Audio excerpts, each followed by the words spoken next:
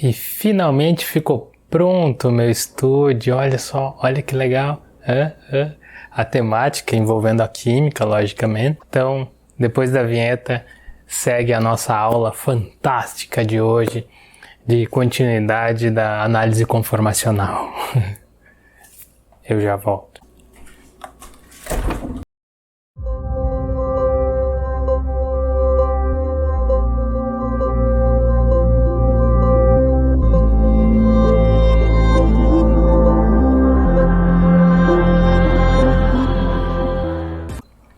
Então, pessoal, no último vídeo nós vimos os princípios da análise conformacional, de como a gente analisa a energia de uma molécula, levando em consideração só o giro da ligação sigma. Analisamos ali moléculas mais simples, foi o etano, foi o propano, foi o butano. E agora a gente vai partir para mais alguns conhecimentos e observar moléculas um pouquinho mais complexas no caso de ciclos. Bom, a primeira molécula que nós estudaremos é a do ciclo hexano e vamos observar que ele pode assumir várias conformações girando apenas as suas 6 ligações sigma. A primeira conformação que nós vamos estudar é a conformação em cadeira. Essa é a conformação mais estável que o ciclo hexano possui. E é essa estruturinha aqui. Se nós observarmos a projeção de Newman para a conformação em cadeira, nós vamos observar que ele não tem nenhuma tensão torsional, certo? Observem a estrutura aqui e vejam que todos os hidrogênios estão alternados. Para construir essa estrutura de Newman do ciclo hexano, a gente vai seguir os mesmos princípios que utilizamos no último vídeo, que é construir a estrutura em 3D e observar desta maneira aqui, ó. E é daí que a gente retira a projeção de Newman. A segunda estrutura que nós vamos estudar é a conformação em barco ou bote. Ela é obtida levantando-se as duas extremidades da estrutura do ciclo hexano, e aí porque ela fica com essa carinha aqui de barco mesmo. Se nós construirmos a projeção de Newman para esta estrutura, vamos observar que vários das ligações carbono e hidrogênio, diferentemente da estrutura anterior, várias dessas estão eclipsadas. Observem aqui a estruturinha, ó. O que vai atribuir uma energia bastante alta comparado com a estrutura anterior. Chamo a atenção de vocês para os 2 hidrogênios que estão nas pontas do nosso bote, certo? Que estão no mastro ali nas posições axiais.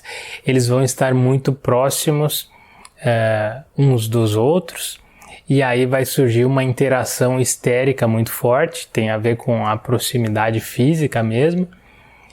E essa interação nós chamaremos de interação de mastro. Essa interação vai atribuir à estrutura em bote, a conformação em bote, também uma elevação de energia potencial. A energia da conformação em bote pode ser diminuída realizando um giro na parte do casco do bote, como vocês podem ver aqui, o que vai causar um deseclipsamento, tá? Uma diminuição de ligações carbono e hidrogênios eclipsadas e, consequentemente, nós teremos o abaixamento da energia dessa estrutura.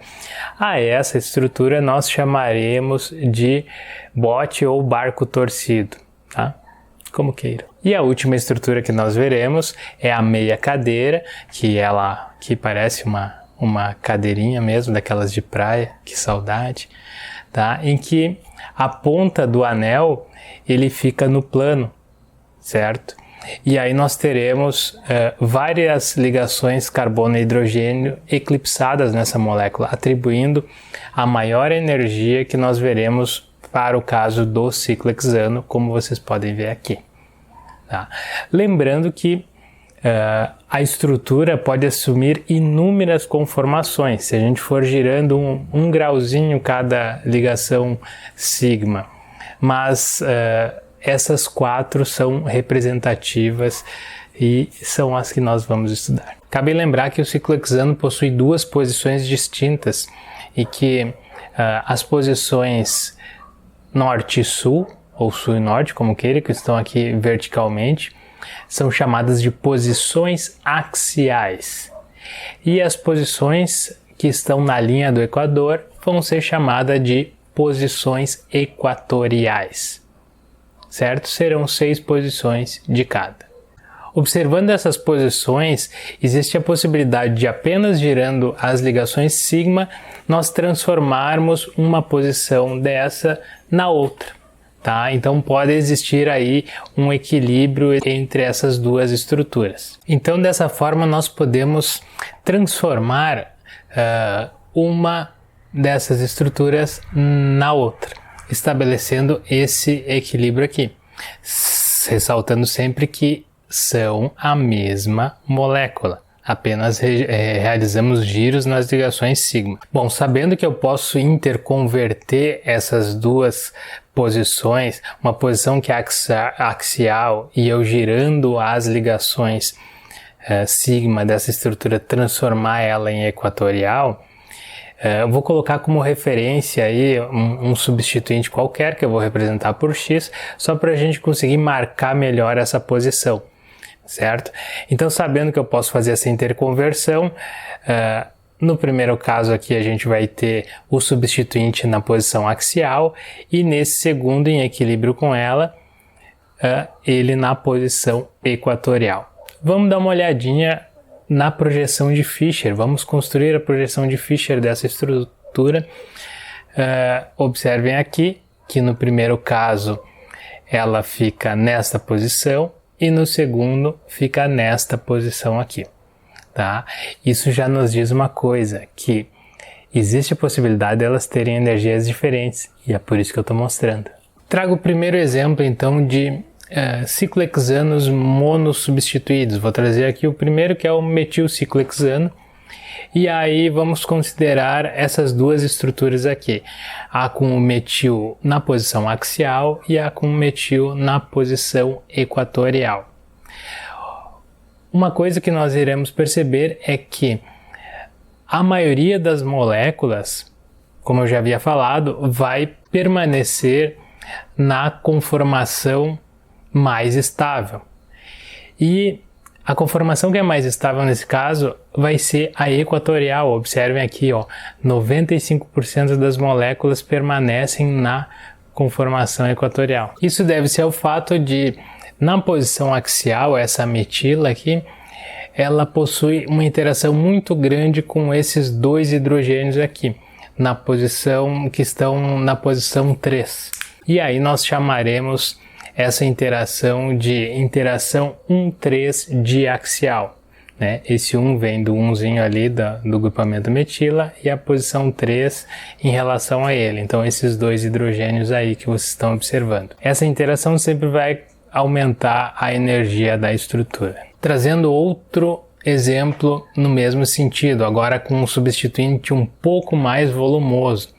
E aí a gente vai observar que só 0,01% das estruturas vão permanecer no formato com o substituinte em axial, pois, como a gente já viu, ele é bastante volumoso, ele vai interagir muito com esses dois hidrogênios, então a contribuição por essa interação 1,3 diaxial elevará muito a energia dessa molécula. Então a maioria vai permanecer com esse substituinte na posição equatorial. Então o que nós observaremos na maioria das vezes em anel monossubstituídos é que eles vão preferir essa posição equatorial por distanciar mais daqueles dois hidrogênios. Bom, trazendo agora para vocês anéis dissubstituídos, vamos aumentar um pouco a complexidade, como sempre, certo? E neste caso aqui trabalharemos com anéis substituídos na posição 1 e na posição 2. Vocês vão encontrar isso geralmente como 1, 2 dissubstituídos. Observem que a princípio a lógica segue a mesma, certo? Então, se nós tivermos os dois substituintes na posição axial, nós teremos então duas interações 1,3 diaxial com aqueles hidrogênios. elevando bastante a energia dessa estrutura. Então, normalmente nós vamos observar a conformação com esses substituintes na posição equatorial sendo favorecidas. Bom, e se nós tivermos dois substituintes, um em equatorial e outro em axial, e eles se interconvertem, o que estava em axial para equatorial e o que estava equatorial para axial, não iria ficar no mesmo? Depende. Se eles forem diferentes, não, que é o exemplo que eu trago para vocês, com uma metila e uma etila como substituinte. Observem que nós vamos ter então em algum momento a metila em axial e depois em equatorial, e a etila em equatorial e depois em axial. Nesse caso, nós vamos seguir aquela lógica que inicialmente nós conversamos, que é o maior substituinte vai ter uma maior interação 1,3 de axial. Então, no caso, a etila deve permanecer na posição equatorial e aí vai acabar conferindo menor energia para essa estrutura. Então a maioria das estruturas vai ficar com essa etila na posição equatorial. E por hoje era isso, pessoal. Eu tentei trazer nesses dois vídeos uma visão geral sobre análise conformacional. Para a gente aprofundar um pouco mais o nosso conhecimento, eu vou disponibilizar alguns textos para vocês. Existem muitos outros casos que a gente pode estudar. E então era isso. Deixem suas dúvidas aqui mesmo no YouTube ou me mandem por WhatsApp. E era isso. Tchau, tchau.